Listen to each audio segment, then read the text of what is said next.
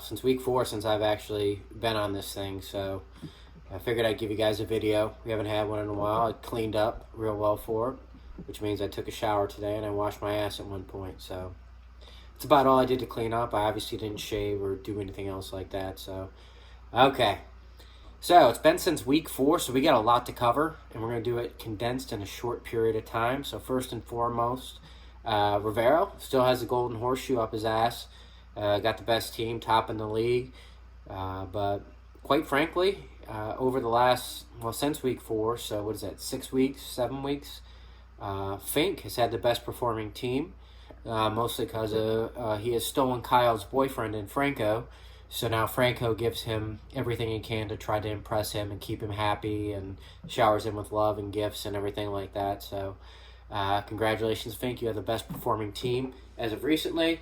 Bo's won last 5 weeks, so Bo's doing well too. We'll get to him a little bit more later from the closest win ever, but we'll talk about that in a little bit. Kyle has the best worst team.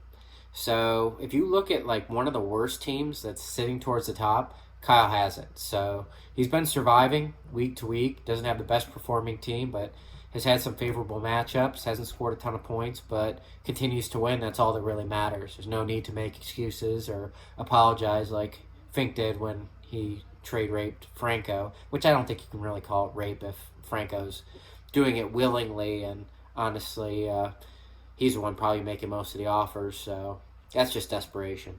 But Kyle's got right now, probably the worst best team, and Eddie's sitting right behind him with one of the worst best teams.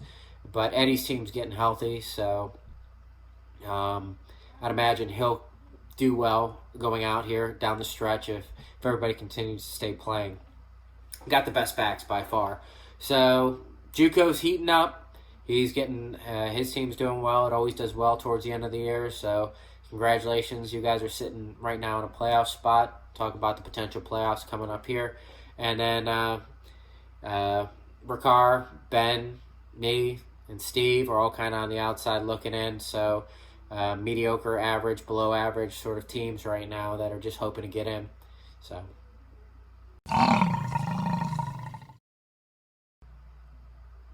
playoffs. Yep. It's what everybody is trying to play for the whole season. Doesn't matter if you come in all crashed and burned. If you make it to the playoffs, you got a shot. So you have the greatest team ever like I did 3 years ago, and doesn't matter if you don't make the playoffs. You can win the loser's bracket like I did 3 years ago, but it doesn't matter.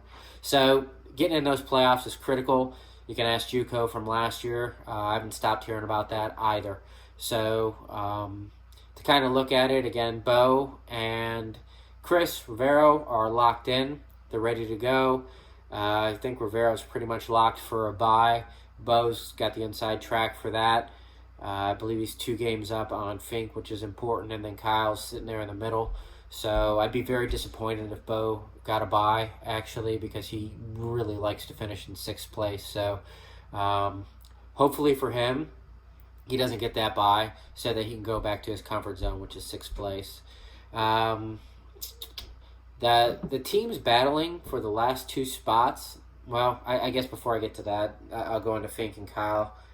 Fink's got Kyle has 7 wins right now, so most importantly, he's at that magic number. He gets one more win. He's just about a shoe-in to be in.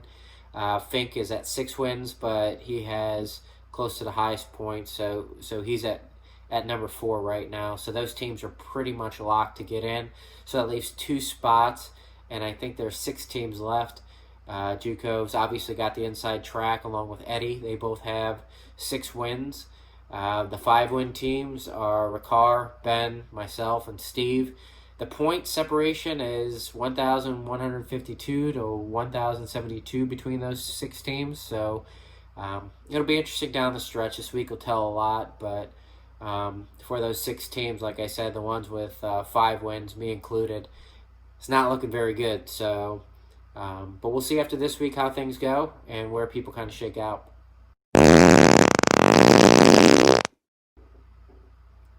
So I did want to take a little extra time to talk about that 2/100ths of a point loss that Jared has.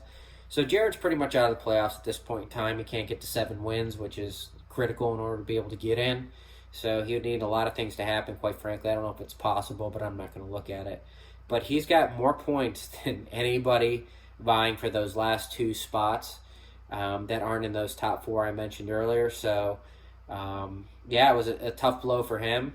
And if you want to hear why Bo should have definitely won that game, you want a 30-minute explanation on that, give Bo a call. He'll explain it to you. But I was waiting for a stat correction. That never came to save Jared or anything like that. So the win stands. Closest win that we've ever had. You can't get any closer than that without getting a tie. So congratulations to Bo. That got him locked into the playoffs. So I didn't find out till the next day. And you guys started talking about it because my team's been sucking ass.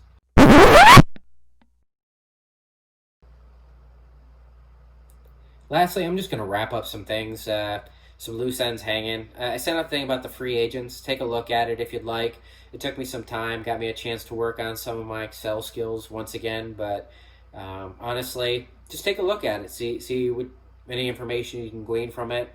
I learned a lot by looking at it, so mostly that free agents suck unless you hit one of the big ones. So Mike Davis, obviously great. Claypool, great.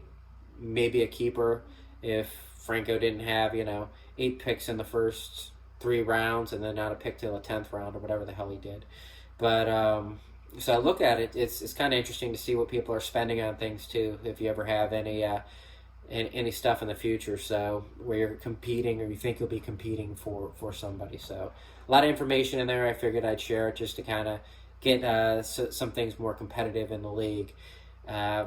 I just wanted to remind everybody, if the NFL cancels the season for any reason, that it doesn't matter what point it is. If they just don't have the Super Bowl, then we got to cancel our whole fantasy football season. That's what Bo said. Money goes back into next year.